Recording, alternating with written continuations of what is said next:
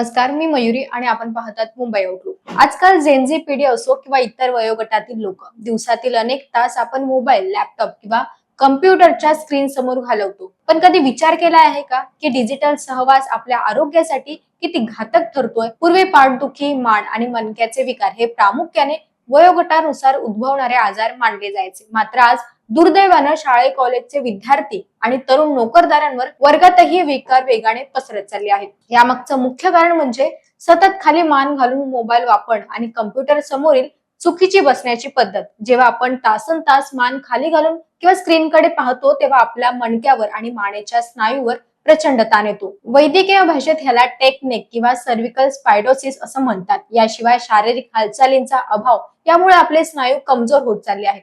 Laptop आणि कम्प्युटरचा न थांबवणारा वापर या समस्येत आणखी भर घालत आहे, ज्यामुळे मानदुखी, खांदेदुखी आणि सतत पाठ दुखणे यांसारखे तक्रारी अगदी लहान वयातच सामान्य होत आहेत। मग यावर उपाय काय? स्क्रीनचा हा अतिवापर पूर्णपणे बंद करणे तर शक्य नसलं तरी तो नियंत्रणात आणणं आपल्या हातात आहे। यासाठी डिजिटल डिटॉक्सचा वापर करा।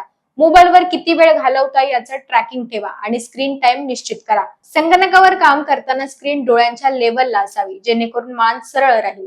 व्यायामाला आपल्या दिनचर्येत स्थान द्या। मान आणि पाठीचे सांधे स्ट्रेचिंगचे व्यायाम स्नायूंना आराम देतात। रात्री झोपण्याच्या किमान 1 तास आधी मोबाईल पासून दूर राहा। तंत्रज्ञान आपल्याला सोयीसाठी आहे, आपल्या शारीरिक विकारांच्या घाईत लोटण्यासाठी नाही। आजच योग्य ती काळजी घ्या, स्क्रीनचा वापर मर्यादित करा आणि निरोगी जीवनशैलीचा स्वीकार करा।